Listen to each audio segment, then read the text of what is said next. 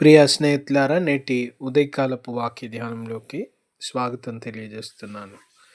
నేటి ఉదయకాలం కొరకైన వాక్యము అపోస్తల కార్యములు 3వ అధ్యాయము 15వ వచనం.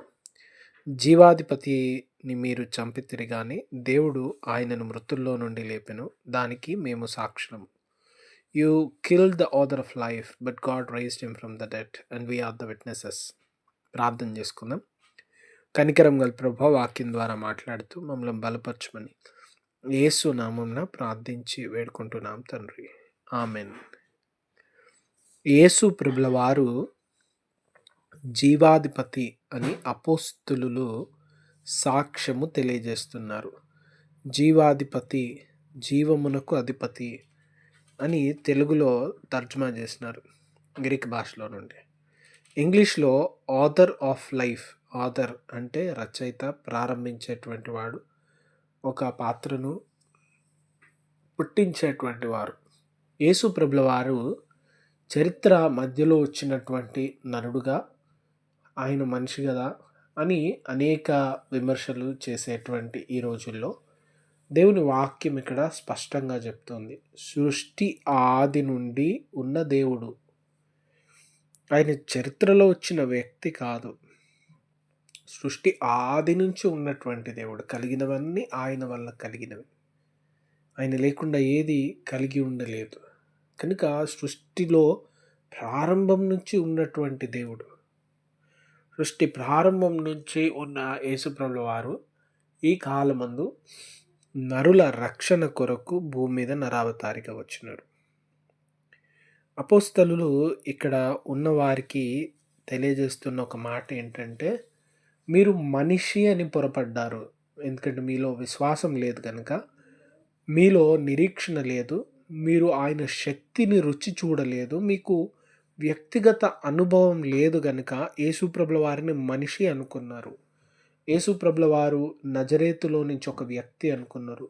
యేసుప్రభుల వారు నీతి గురించి ఉన్నట్టుగా మాట్లాడుతూ ఉన్నారు కనుక మీకు హృదయం కష్టమై ఆయనని విమర్శించే వ్యక్తిగా చూసినారు. మీరు ఇవన్నీ భౌతికమైనవి, మీరు పైపైన వాటిని చూసినారు కనుక మీరు ఆయన ఎవరో గ్రహించలేదు. కానీ దేవుడు ఆయనను మృతుల్లో నుండి లేపినారు అని అంటే అది దేవుని చిత్తం, దేవుని సంకల్పం, ఇది దేవుని రక్షణ కార్యము. కనుక ఈ కార్యం అంతటికీ మేము సాక్షులము. ఆయన నరావతారిగా వచ్చి దేవుడు కుమారునిగా ఈ లోకమందు కనపరుచుకొని తన్ను తాను మరణము నుండి తిరిగి లేచిన దేవుడు. దీనికి మేము సాక్షులం. ఈ దినాన నిన్నటి రోజున మనం జ్ఞాపకం చేసుకున్నటువంటి విషయము, పుట్టినది మొదలుకొని కుంటివాడైనటువంటి వాడు ఎలా స్వస్థత నొందినాడని అక్కడ ఉన్న వారందరూ ఆశ్చర్యపోతూ ఉంటే చెప్తా ఉన్నారు, ఇది యేసు ప్రభుల వారిలో ఉంచిన విశ్వాసాన్ని బట్టి. యేసు ప్రభుల వారెవరు? జీవాధిపతి అయిన దేవుడు, ఆది నుంచి ఉన్న దేవుడు, సృష్టి అంతటిని నిర్మించినటువంటి దేవుడు, సృష్టి కార్యంలో ఉన్నటువంటి ప్రభు. ఆయన చరిత్ర మధ్యలో వచ్చిన నరుడు కాదు. ఆయన చరిత్ర మధ్యలో ఒక వ్యక్తిగా, ఒక మనిషిగా చూస్తూ ఉన్నారు కాదు. ఆయన సృష్టి ప్రారంభం నుంచి ఉన్నటువంటి ప్రభు. యోహాను సువార్త 1వ అధ్యాయంలోని మాటలు జ్ఞాపకం చేయబడుతుంటది. ఆయన లేకుండా, ఆయన యందు జీవం ఉంది, ఆ జీవము మనుషులందరికీ వెలుగై ఉంది.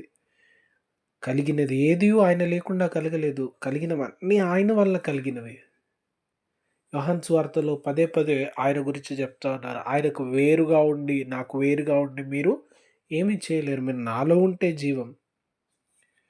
చూడండి, యేసు ప్రభుల వారి మూర్తిత్వాన్ని, యేసు ప్రభుల వారి శక్తిని, యేసు ప్రభుల వారు ఎవరో, ఆయన వ్యక్తిత్వమైనటువంటి ఆయన శక్తి, ఆయన బలము, ఆయన స్వరూపాన్ని తెలియజేసేటువంటి ఒక మాట అపోస్తలులు వారి జీవితంలో తెలుసుకున్న సాక్ష్యంలో నుంచి చెప్తా ఉన్నారు, వ్యక్తిగత అనుభవంలో నుంచి చెప్తా ఉన్నారు. ఇది నా క్రైస్తవ విశ్వాస ప్రయాణంలో వ్యక్తిగత అనుభవం లేకుండా, వ్యక్తిగత సాక్ష్యం లేకుండా, వ్యక్తిగతంగా దేవుని తెలుసుకోకుండా ఉంటే ఎవరో చెప్పిన మాటలే చెప్తూ ఉంటాం. వ్యక్తిగతంగా యేసుప్రభుల వారిని గ్రహించిన వారు ఆయన దేవుడని చూడగలుగుతూ ఉన్నారు, ఆయన మెస్సయ్య అని చూడగలిగినారు, ఆయన జీవాధిపతి అని తెలుసుకోగలిగినారు. యేసుప్రభుల వారిలో మనం ఏం తెలుసుకోగలిగినాం? మనం ఎంత వ్యక్తిగతంగా అనుభవించినాం. ఈ ఉదయాన్ని జ్ఞాపకం చేసుకుంటూ ప్రభువులో విశ్వాసం ఉంటే ఎన్ని అద్భుత కార్యంలో పుట్టినది మొదలుకొని కుంటివాడైన వాడిని ఎవరు బాగు చేయలేరు. కానీ అది యేసునందు విశ్వాసం ఉంచటం వల్ల పుట్టించిన దేవుడు ఆయనకి ఆ దినాన కాళ్ళు లేకుండా ఉంటే వాడు ఈ దినాన నడవగలిగడానికి కారణము ఆ రీతిగా చేయగలిగింది ఎవరు? ఆయనే పుట్టించిన వాడే చేయగలడు. ఇంకా ఎవరి వల్ల గూడా సాధ్యం కాదు. ఆయనే ఆ దినాన ఆ వ్యక్తి కాళ్ళు లేకుండా కాళ్ళు నడవలేని స్థితిలో ఉండగా పుట్టినాడు గనుక తిరిగి ఆయనే బాగు చేయగలడు. అందుకే చెప్తా ఉన్నాడు.